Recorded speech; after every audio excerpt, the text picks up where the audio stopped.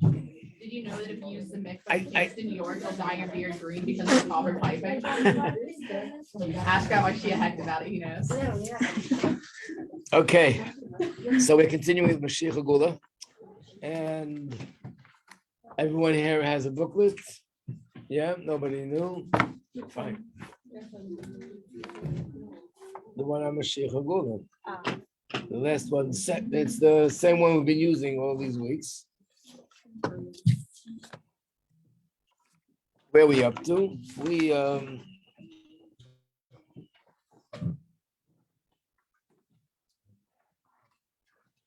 Let's go to page 246, 247. Remember, we're now in chapter 12 of the Rambam. And we said that the difference between chapter 11 and chapter 12 is that chapter 11 discusses primarily the person.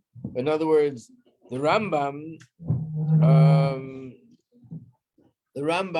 talks about who is the person that is qualified, what is the criteria, what does he like, and things about the individual who is going to be Moshiach. Chapter 12 is talking about the era. What's going to happen in that time? How is it going to affect the Yidden? How is it going to affect all the other nations? How is it going to affect nature? And so on. So right now we're in chapter 12, and we're talking about what's going to happen during that time. What's going to change? So first of all, the Rambam says, doesn't necessarily mean that things are going to change in the natural order. The world could be that it would continue in its normal, natural order. And even when it says that the lion and the leopard and the sheep, they'll all live peacefully, it could be literally, miraculously, or it could also be, no, things will be the same, and it's referring to the nations, not to the actual animals. So we have to wait and see. But here the Rambam is in the process of explaining what else is going to happen when Mashiach comes. So now we're up to Gimel, number 3, and that's on top of the page, it should say 246, 247. Yimei Melech HaMashiach, during the era of Mashiach, once this kingdom has been established, because we see from what the Rambam wrote before, that it's going to be a process, it won't be so simple. In fact, in the beginning, not everybody's going to accept him, but once he'll be established, and all of Israel will gather around him, it means everyone will accept him. The entire nation's line of descent will be established on the basis of his words. Imbued with prophetic insight, resting on him, like it says in Malachi, one of the words of the prophets, he shall sit as a refiner and a purifier. I made a copy here so we could see the words inside. Yeah, if you don't mind, test this out.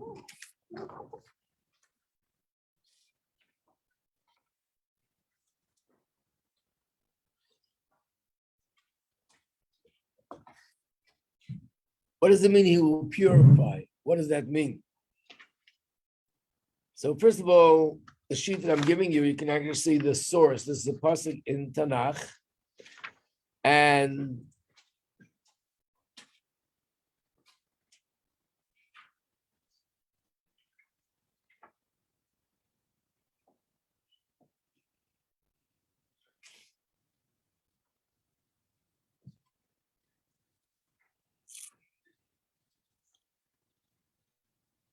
it starts off by saying, behold, I send my angel, and he will clear the way before me. And then it says, suddenly, they say in English, the Lord, I think is really, it means the master. It's referring to Moshiach. And Lord probably means master, but I'm just surprised that they're using this word to be confusing. That you're searching for, the angel of the covenant, who you desire, will be saying that Hashem, Hine ba Omer Hashem Tzvos, he's coming. And then it's underlined, these words are the words of the Rambam. He shall sit refining and purifying silver, as he shall purify the children of Levi, and he shall purge them as gold and as silver. And then the offerings of Yehuda and Yerushalayim will be pleasant to Hashem like in the olden days. So who is this referring to? The angel, generally speaking, is referring to Eliyahu Hanavi. So on the other page, you just see that we say this in benching.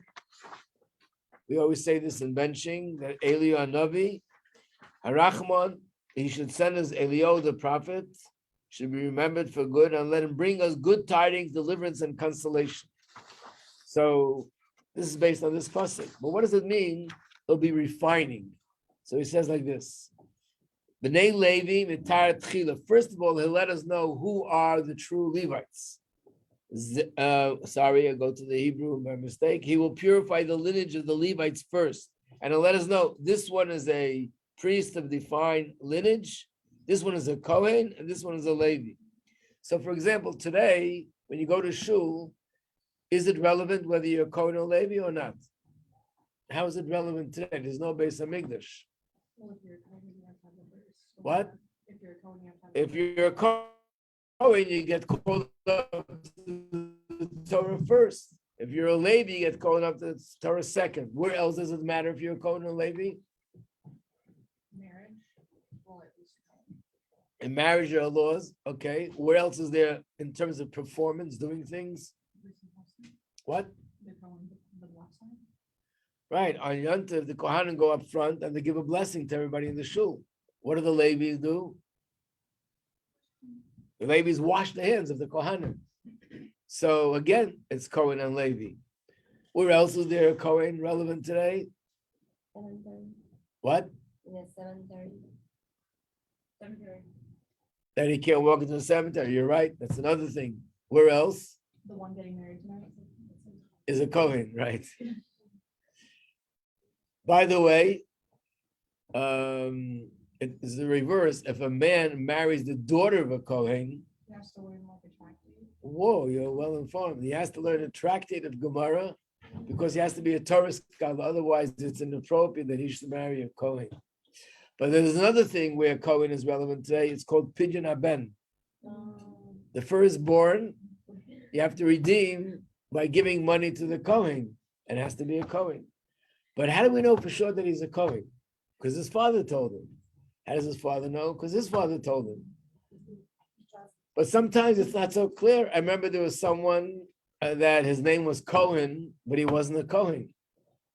In Russia, they also use a name Kagan, Kogan. And I know someone who also had that name. And after years, he found out from an uncle of his that they weren't Kohanim. They just took that name, but they weren't really Kohanim. So today, it's not 100% clear. Moshiach is going to come, and he's going to tell everybody, you are truly a Kohen. Years ago, people kept records of this in a much more serious way.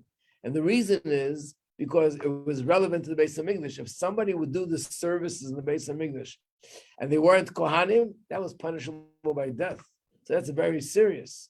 People had to know if they're Kohanim or not. It was extremely important. But today, no one keeps that kind of precise records, even though most people do. Even not religious people will tell their children, we are Kohanim. But Mashiach will come, he'll make it clear, and he'll tell people, you are a Kohen and you are a Levi. And then there will be people who tell them, you always thought you were a Kohen and a Levi, but you're really not. It's a mistake. You are a Yisrael, you're a regular Jew like everybody else. What is this based on? Because it says, Hatirshas Elohem ad amoid hakohen hagadol. I thought I made a copy of this too. I guess I didn't. Okay. There's another pasuk where it says the Kohen will take the Urim v'Tumim. From this you learn that with Ruach HaKodesh, with a prophecy, prophetic insight, he will use the Urim v'Tumim to tell people what their lineage is.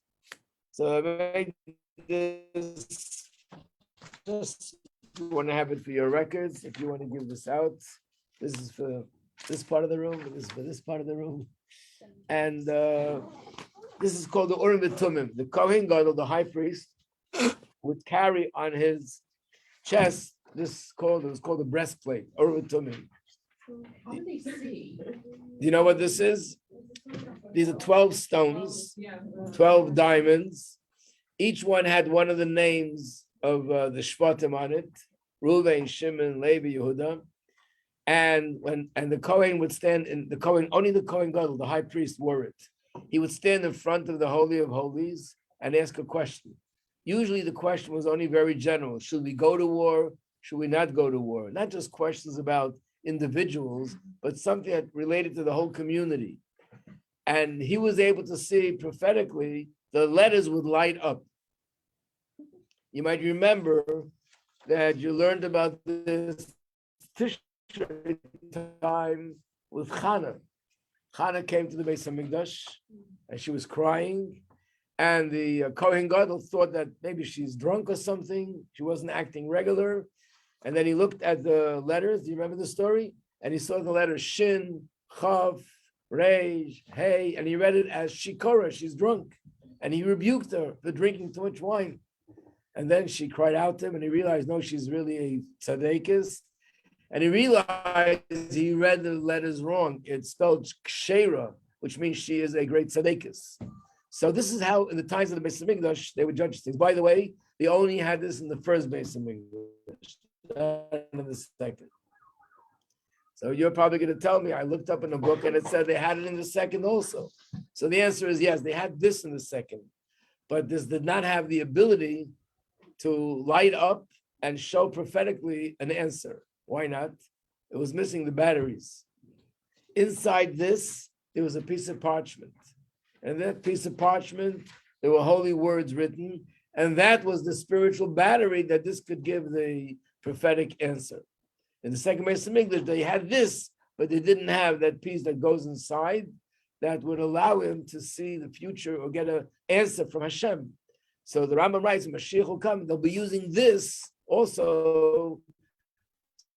Someone, I guess, will come before him and say, is he a Kohen? So yes or no. And that's how we'll verify things. Yeah. To get to the oil, I'll tell you how it used to be and how it's now. They have to, when you're in the oil where the Rebbe is, where the tzaddik is, so Hasidim follow the opinion that says that because it's a tzaddik, it doesn't bring impurity. Plus, there is around the oil something that's 10 tvachim high, so it serves as a gate and as a separation. But until you get there, there's still other people that are buried.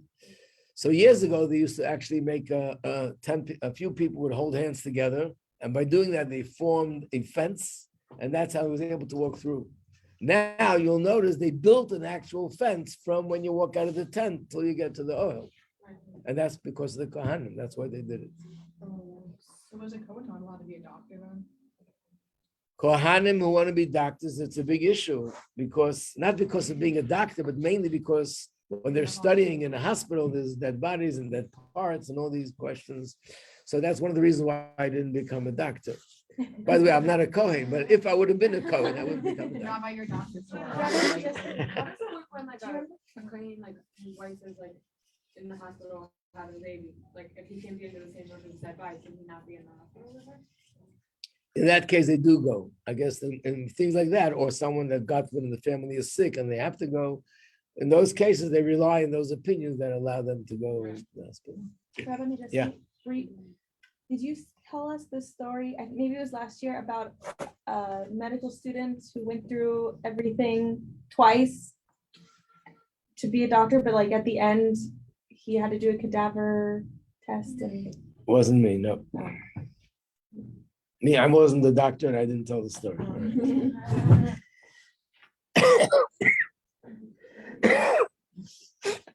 Okay. So first of all, he's going to let us know who's a Kohen, who's a Levi, and who's not. And next thing is when he defines the lineage of the Israelites, he will make public also the tribal origin of each person. And it will say this person is from Reuven, this person, because when Moshiach comes, all the tribes will come back. The 10 lost tribes will return. So we'll have Yehuda and Reuven, Shimon, Levi, Yisachar, all the tribes will be back. And nobody's going to know exactly where they belong. Even we know that we're from one of the two tribes, either Yehuda or Binyamin, but we don't know which one. So Mashiach will come and let us know. Let's turn the page. However, Mashiach will not do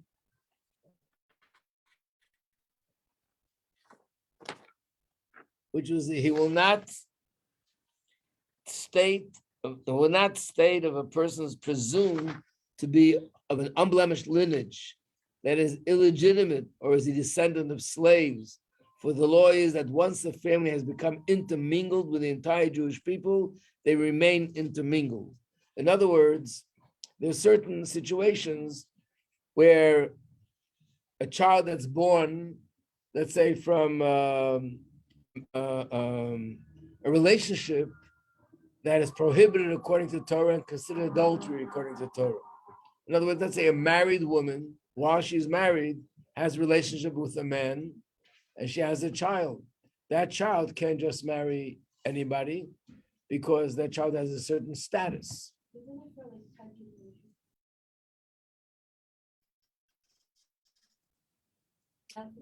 I'm not sure all the details of halacha. Some things go for a certain amount of generations, some things don't. But what happens, Mashiach is going to come, and he's going to say, all these hundreds or thousands of people, that they all come from this great grandfather.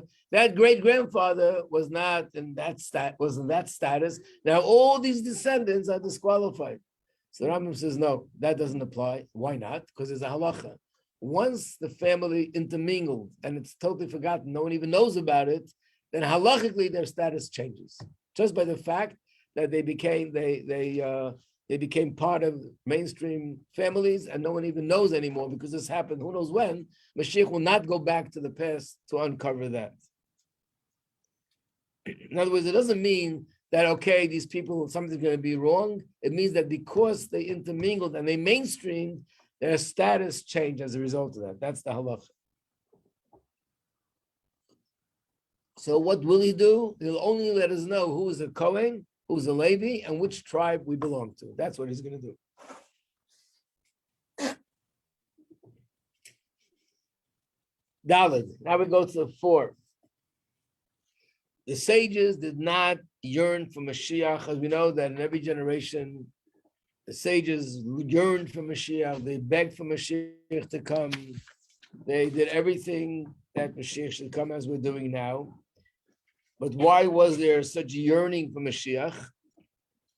It wasn't in order to have dominion over the entire world. Oh, Mashiach is going to come and we'll be in charge of the world, to rule over the Gentiles, to be exalted by the nations, or that we should be able to eat and drink and just be merry and celebrate. In other words, it's not because we're looking forward for those sort of physical,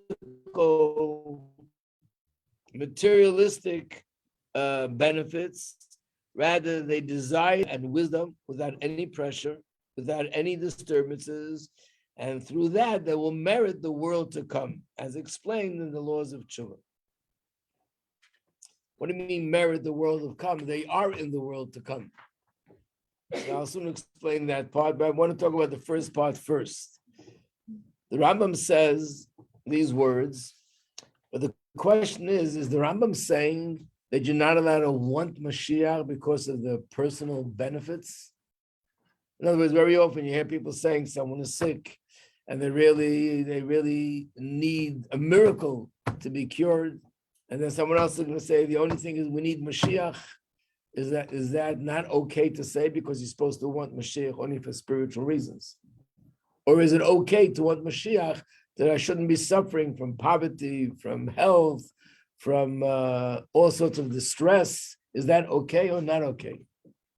And the reason why I'm even bringing it up, because I remember reading articles where people did write that and they sort of put it down. It's wrong. We should only want Mashiach purely because of the spiritual reasons. Well, I have a secret. If we should only want Mashiach purely for the spiritual reasons, there'd only be a few people in the whole world really wanting Moshiach.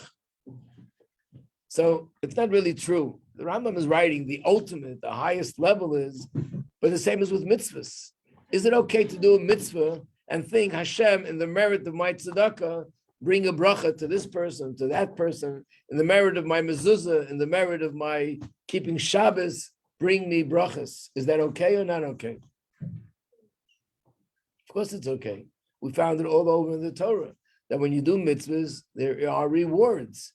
And we find that people always say that there's even in our prayers, it says, Hashem, may it be that in the merit of this mitzvah that I do, I should get these and these blessings for myself, for my children, for my family. So there's two things. Number one is that, first of all, the Rambam was talking about the sages. There are people that are on a very high level, that the only thing that matters to them really is spirituality. So for them, yes, they want something for the purest reasons, and the purest reasons is the ability to be able to connect to Hashem without any disturbances of the world. That's why they can't wait for Mashiach. Not everybody's on that level. And therefore, we have to look at the benefits of Mashiach, even on a level that we could relate to, how this will enhance our lives as human beings, enhance our lives in every area, that will have blessing and it'll be happy and it'll be good. So first of all, this is based on a very famous line that's found in the Gemara, and it applies to everything. But the Gemara says this in reference to Torah study. And it says like this: a person should study Torah, shaloi lishma. Anyone know what that term means? Shaloi lishma? No. Literally, it means not for its own sake. Normally, you're supposed to study Torah for the sake of studying Torah. Hashem said, study Torah. It's a mitzvah. By learning Torah, we are embracing Hashem, and that should be the purpose. But sometimes we can find a person studies Torah because they enjoy the questions, the answers, the dialogue, the logic. It's beautiful. It's very inspiring. It's very challenging, and they love it. And sometimes people study Torah because they know when you study Torah, there are rewards. There's reward in this world. There's reward in that world. So basically, when it says you should study Torah for the ultimate right reasons, is just study Torah to connect to Hashem. But the Gemara says no. Person should always study Torah for whatever reason there is that's motivating them. And ultimately, from studying Torah for an ulterior motive, you'll reach the point where you'll study Torah for the purest of reasons. Why is that? Because it's impossible for a person who's beginning to serve Hashem, all of us, before I reach the level of tzaddik, to say I'm studying Torah for the purest of reasons. I'm not such a pure person that I don't care about anything else. So therefore, what motivates us, generally speaking, to do things is the pleasure that we get, the benefits that we get. Yes, I know in my head that this is what Hashem told us to do, and of course that's why I'm doing it. But what motivates me even more is when I realize the brachas and the benefits that I get by studying Torah, by doing mitzvahs. So again, the words are in Hebrew, mitoich shaloi lishma, which means from doing it not for the right reason, but lishma, you come to do it for the right reasons. So there's a very beautiful interpretation in Chassidus, and it goes like this. You know why when you do something for an ulterior motive, eventually you get to do it for the right reason? It goes like this: mitoich shaloi lishma. Toich in Hebrew means inside. Inside shaloi lishma, even if I want it for ulterior motive, but inside that motivation is really the right motivation. In other words, if I meet someone on the street, let's say a man meets another man on the street, would you like to put on film? Really, he's not in the mood of putting on film.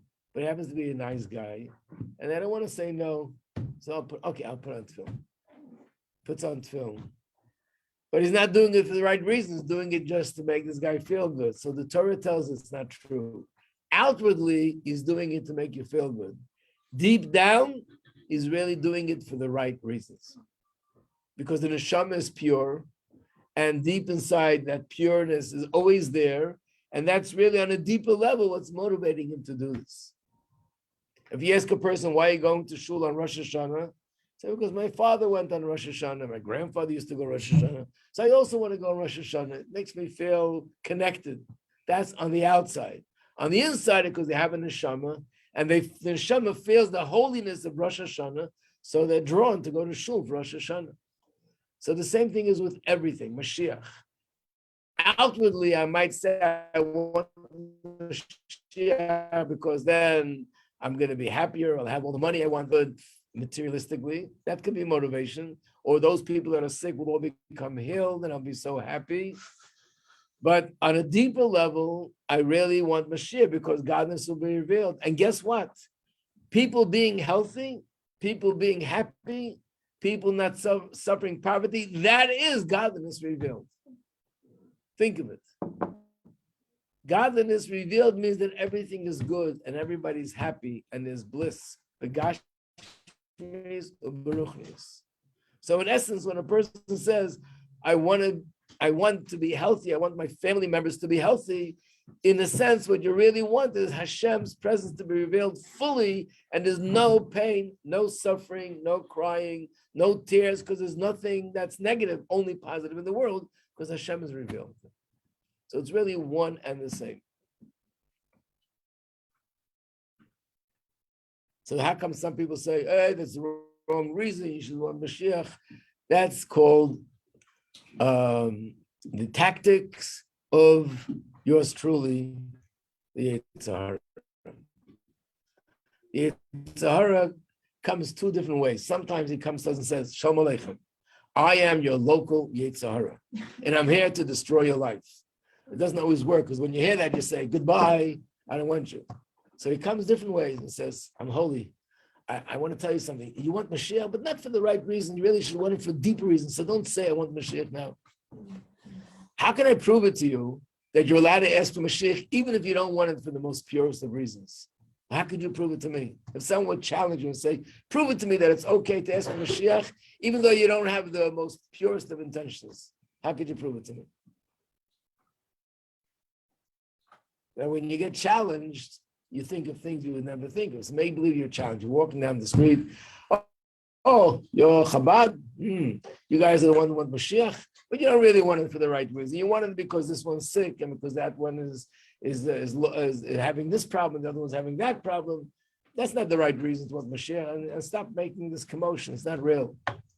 What would be the answer? I'll give you a simple answer. Do we ask for Mashiach in davening? Anywhere? We asked the Beit HaMikdash will be. We asked the Beis HaMikdash to be built. I don't think we say Mashiach, but I think we talk allude to that time. Like the Hebrew saying isn't like Mashiach, but it's like When we say we want the Beis HaMikdash to be rebuilt, what are we referring to? Mashiach. Mashiach. What about when we say that the Sanhedrin should be back to the way it used to be? What are we referring to? What about when we say Hashem should bring the dead back to life? What about when it says, Semach David Avdecha, send your descendant of King David? Who are we referring to? What about when it says, V'nei Yerushalayim, rebuild Jerusalem? What are we referring to? What about when it says, we want to see the sacrifices once again, like we saw? Basically, if you go over it in davening, I once did it for this class. I can bring it here to show it to you. Every day, a person, if he davens 3 times a day and benches after the meals, you'll find that you ask for Mashiach at least 50 times a day. Wow. Count it, you'll see. Go over the city and start looking. It's an Aleinu. In Aleinu, you're asking for Mashiach. The whole world, all the nations of the world except Hashem, that's Mashiach. Ein Kalakenu, you ask for Mashiach. In so many different places. And then we do it in Shachris, in Mincha, in Ma'ariv, in benching. Now, when I'm asking for Mashiach, are we doing it for the right reasons or the purest reasons, or we have other intentions? No, those are all for the right reason. But what am I thinking when I say it? Am I this person who has only the purest intention when I'm asking for Mashiach? I don't know, I'm not in your mind. You're not in my mind, but we're all in our own minds, and we know that we're not on that level. And yet it's in the Siddur. That means everybody should be asking for Mashiach, whether you're up to the place that you have the purest of intentions or not. We should be asking for Mashiach, and it's perfectly legitimate, encouraged, and it's okay, and that's why it's in the Siddur. There's no halacha that says, wait, before you ask for that bracha, stop. If you're pure intention, say it. If not, skip it. No such thing. So the real reason for that is because deep down, everyone has the purest of intentions. And even if I'm thinking about the physical benefits, really by definition, what we're really saying is, I want Hashem to be revealed, and that means good health. That means that I have everything I need economically. That means I have happiness, and so on and so forth. Any questions?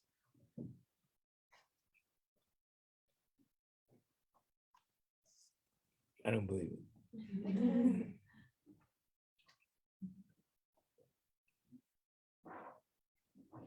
Okay, I guess you seriously don't have any questions. Fine. So let's go on to the next.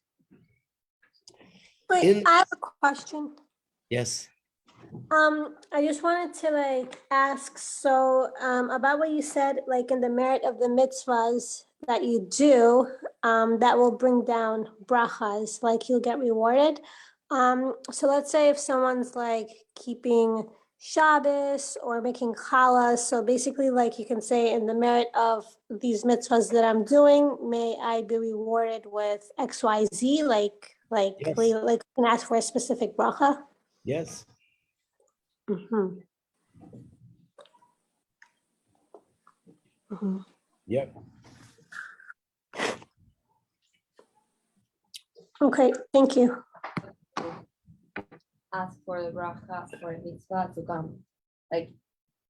Hashem will give you the bracha anyway if you say God, Right. bracha for this mitzvah. Right. In other words, what if I don't say those words? Will I get the bracha? Of course, the bracha comes anyway.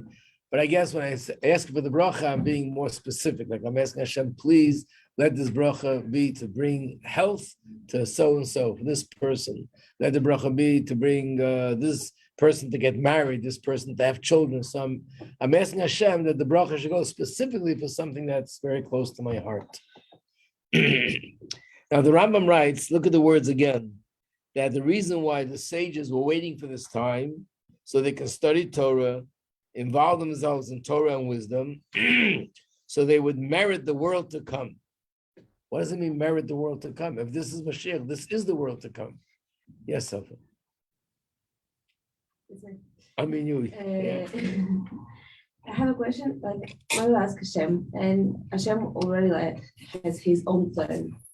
So how can we ask him for something? I just realized if Hashem has a plan, and we just driving him. So it's a general question about prayer.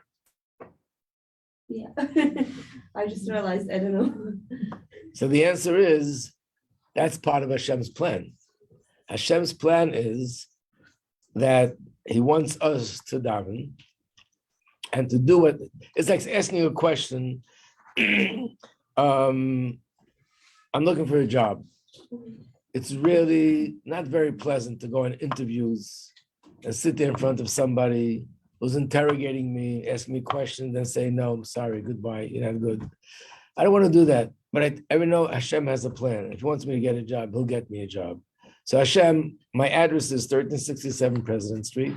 When you have a job for me, please call me and let me know, and I'll go get my job. No, not good enough. Why not? Because Hashem says, I have a plan, but I want you to do what needs to be done for my plan to come to you. So what we need to do is go on an interview. If a person is sick, what you need to do is go to a doctor. Spiritually, what we need to do is daven. Hashem says by us davening, we're allowing Him to give us the bracha. So yes, when I'm davening, I'm not arguing with Hashem. I'm saying to Hashem, please give me this and this bracha. And that means that Hashem says, one of the ways that I'll give you the bracha is when you daven and you ask for it. That makes you a vessel, that creates a channel for this bracha to come down. I have one more question. Yeah. I want something, but Hashem wants something better for me. And I don't know, for example, I don't know, I want to have $1,000 dollars per month. I don't know. And God wants for me 3,000. And I ask and pray for this 1,000. And then Hashem okay. You want less, I'll give you less. Okay. Yeah, so you want something, but it's less than Hashem wants for me.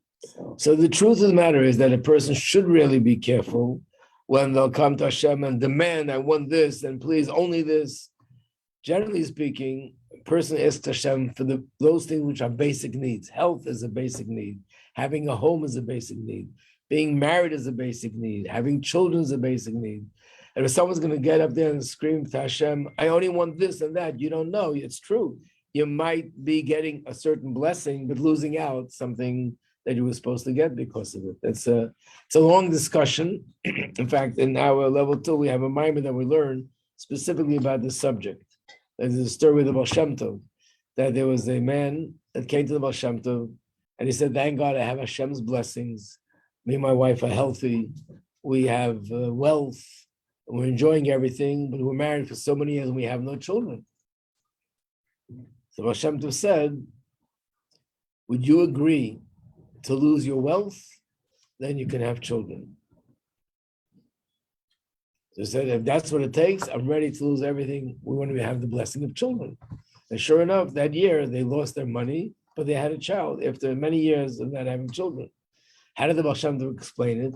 He explained it that every person on Rosh Hashanah, Hashem says they have a certain amount of chesed that they get. But how does the chesed get divided? Some is for health, some is for children, some is for clothing, some is for food, some is for a house, and all different blessings in life. Baal Shem Tov saw they don't have enough chesed for both brachas, children and wealth. It's either one or the other. Normally, you can't change this. You don't know what's going on up there. The Baal Shem Tov saw, and he said that he could pray for him that Hashem should switch it. Instead of giving the bracha for wealth, Hashem should give the bracha for children. And that's what happened. So sometimes I might be fighting and screaming, Hashem, no, I want only this, only this. I might be making a mistake. You're right. I'm getting this, but I'm losing something else. So therefore, when we daven to Hashem, those things that are basic, whatever's in the siddur, that we should be davening. Other things, you're right. We shouldn't make such a big commotion. Like, I want to be a millionaire. Maybe by being a millionaire, you're going to lose something else. Chas v'shalom. You do whatever you can. If Hashem makes you a millionaire, you are. But people are driven. They must get this. They must get that. They might be making a mistake. It is possible. Okay, yeah. So when we are davening and asking for specific brachas, maybe it's best to say, instead of asking for things that we want, we should maybe say, help me recognize what I have and what you give me. Like, instead of asking for specific things, maybe ask for. Well, definitely we could ask for bracha. Hashem should help me, that I should recognize and feel the blessings that I have. That's for sure. But nevertheless, we do have a siddur, and this was designed by great prophets, which means whatever's in the siddur, it's perfectly okay to ask for, which is all about these things, health and children and parnasa, and these are the things that we can ask for. But beyond that, like when it comes to the next level, a person can ask for it, but sometimes it's a little bit risky. You don't know what you're fighting for. But that's really a big discussion in itself. But I just want to say that davening is part of Hashem's plan. It's not going against Hashem's plan. Hashem's plan is, I want to give you this, but I want you to do something physically or spiritually that will allow me to give you the bracha. Physically, it's usually what you need to do down here. Spiritually, it's davening or giving tzedakah or something else that creates the channel for the bracha.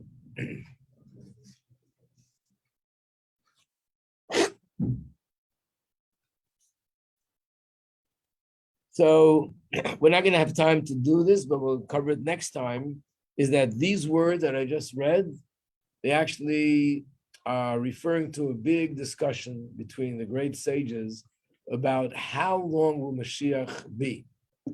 Is it forever, eternal? Is it for hundreds of years or thousands of years and then something will change? There are two opinions. And just to make sure you come back next week, I'm not going to tell you now what the two opinions are. Rabbi, you can't leave us on a cliffhanger. Okay. It's not even that we have 2 days. We have a whole week until we. If you can't fall asleep, you can read the notes on the bottom. Okay. Can you announce the change in schedule? Wait, we have a change in schedule? Well, tomorrow There's no class. there's no class. I know I'll come here at 8:30, the place will be packed, but you don't have to come tomorrow. Rabbi, how am I supposed to greet you tomorrow morning? I just have to, All right, what's your address? I don't know. I just moved. Yeah. You're on the other Eastern Parkway? Whatever. You're on no. Western Parkway? Hi. You're In the other afternoon, Moshiach. we have a tour. The classes in the morning are a little bit shorter, so that, one to be 12. And then they go tour. So Rick was downstairs.